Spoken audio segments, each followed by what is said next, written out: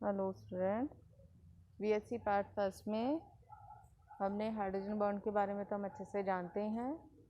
आज हमारा मेन जोर रहेगा कि हाइड्रोजन बॉन्ड के टाइप्स तो हमने देखे ही थे, इंटरमॉलिक्यूलर एंड इंट्रामॉलिक्यूलर, और इनके बेस पे जो मॉलिक्यूल्स हैं उस बॉन्डिंग की वजह से उन मॉलिक्यूल्स पर क्या असर होता है उसको हम स्टडी करेंगे।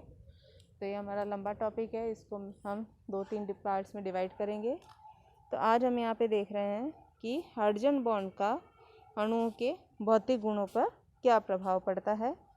तो इसमें हम सबसे पहले लेते हैं कि इनकी फिजिकल स्टेट। अब देखिए, अंतरा अणु हाइड्रोजन बॉन्ड के कारण इंटरमॉलिक्यूलर की वजह से अणुओं में क्या होता है, संगुणन हो जाएगा। संगुणन यानी कि वह एक दूसरे से एक के बाद एक ऐसे मल्टीपल फॉर्म में जुड़ते जाएंगे, और इस जुड़ने की वजह से वे एक दूसरे के इतना निकट आ जाते हैं कि वे ठोस या द्रव अवस्था में कन्वर्ट हो जाते हैं। अब देखिए इसका एग्जांपल, जैसे first water molecule and H2S gas. सामान्य ताप पे क्या होता है, वाटर मॉलिक्यूल जो है एक लिक्विड है, ठीक है, जबकि H2S जो है एक गैस है। इसका मेन कारण क्या है, इंटरमॉलिक्यूलर हाइड्रोजन बॉन्ड। सल्फर की तुलना में क्या होता है, ऑक्सीजन की विद्युत ऋणता ज़्यादा है, जिसके कारण हाइड्रोजन में प्रबल हाइड्रोजन बॉन्ड पाया जाता है, जिससे हाइड्रोजन के अणु संगुणित होकर एक दूसरे के नज़दीक आ जाएंगे। और सामान्य ताप पे क्या होगा कि जल के अणु द्रव के रूप में ही रहते हैं।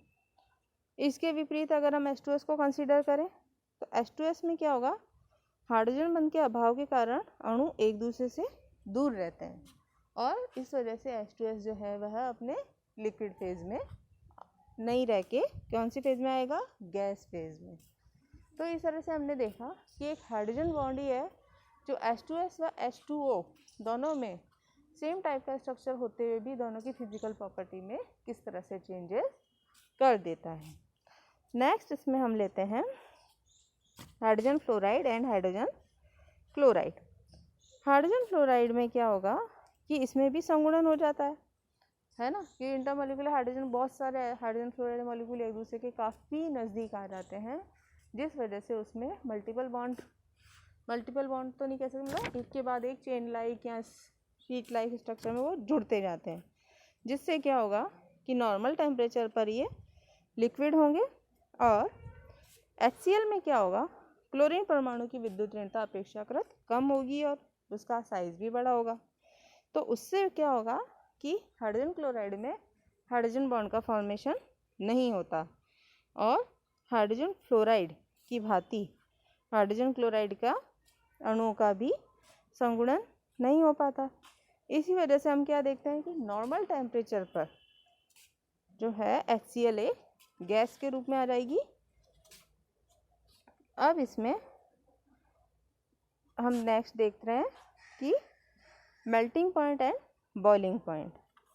अब मेल्टिंग पॉइंट और बॉइलिंग पॉइंट वाली प्रॉपर्टीज़ को जब हम कंसीडर करते हैं तो हम देखते हैं कि इसमें 14 और 17 वर्गों के सदस्य के हाइड्राइड्स जो होते हैं उनके गलनांक और क्वथनांक को हम कंसीडर करेंगे।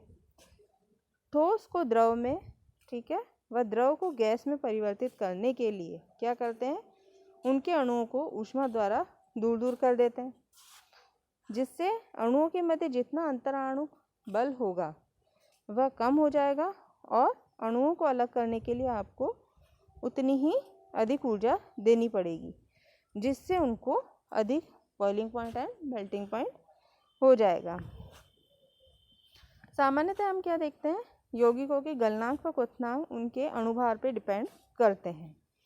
अणुभार बढ़ने के साथ साथ उनके गलनांक व क्वथनांक भी बढ़ते जाएंगे। अतः किसी ग्रुप में अगर ऊपर से नीचे आते हैं तो उनके क्वथनांक बढ़ने चाहिए, जैसा कि हम एक टेबल में अभी देख रहेंगे।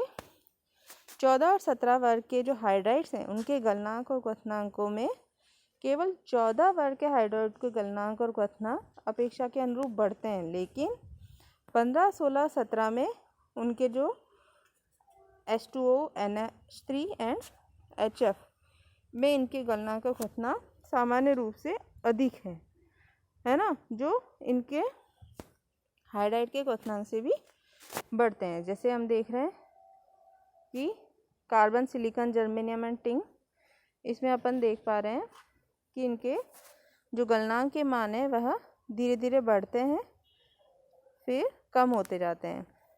तो इस तरह से इनकी ये टेबल दे रखी है। अब है कि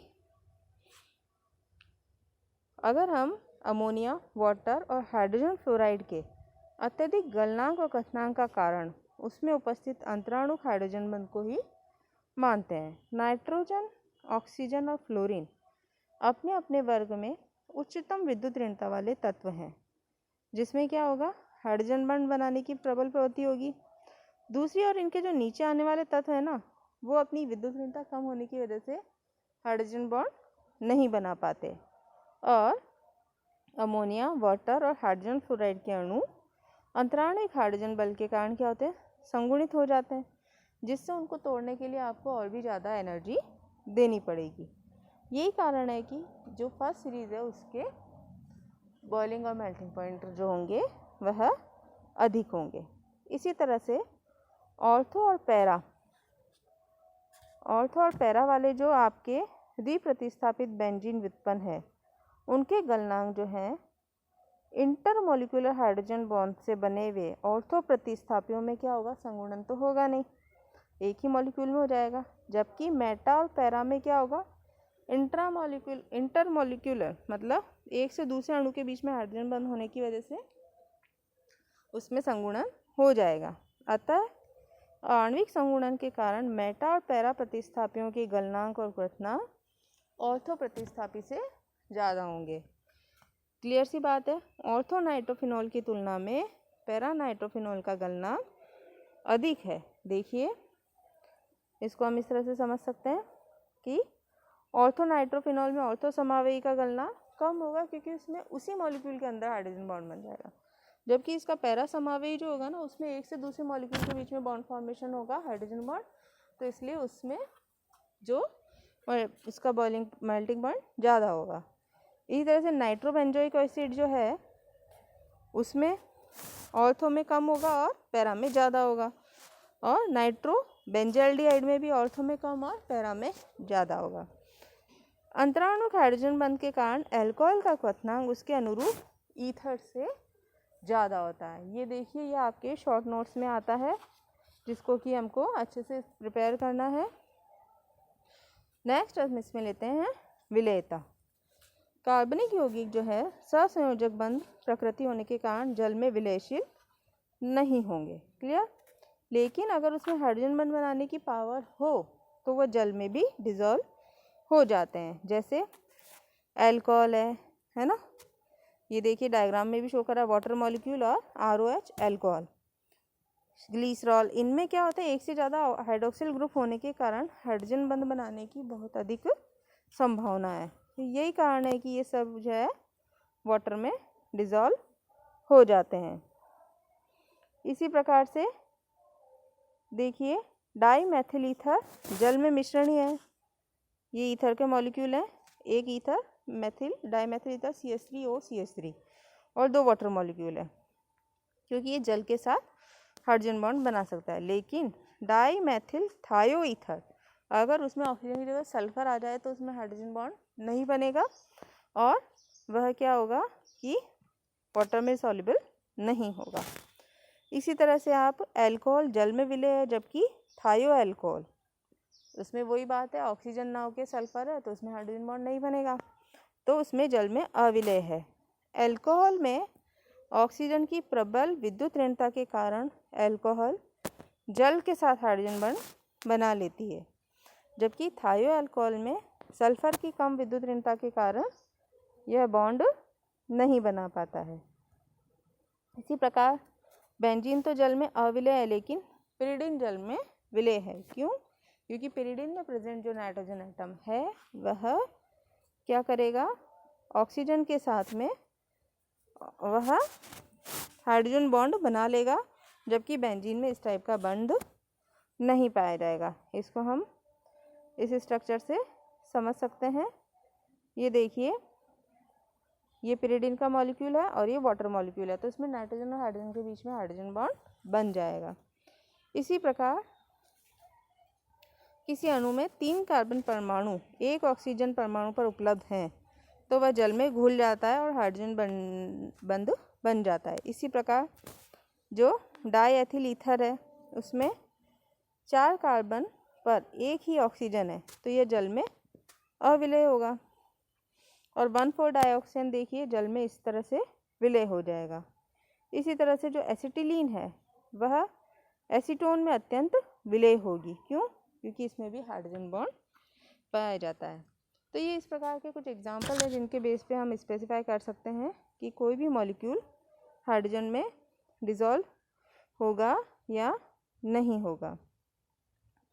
तो इसकी और फर्दर प्रॉपर्टीज़ को हम नेक्स्ट क्लास में स्टडी करेंगे, और ये शॉर्ट नोट्स के लिए बहुत ही अच्छे टॉपिक हैं। Okay, thank you.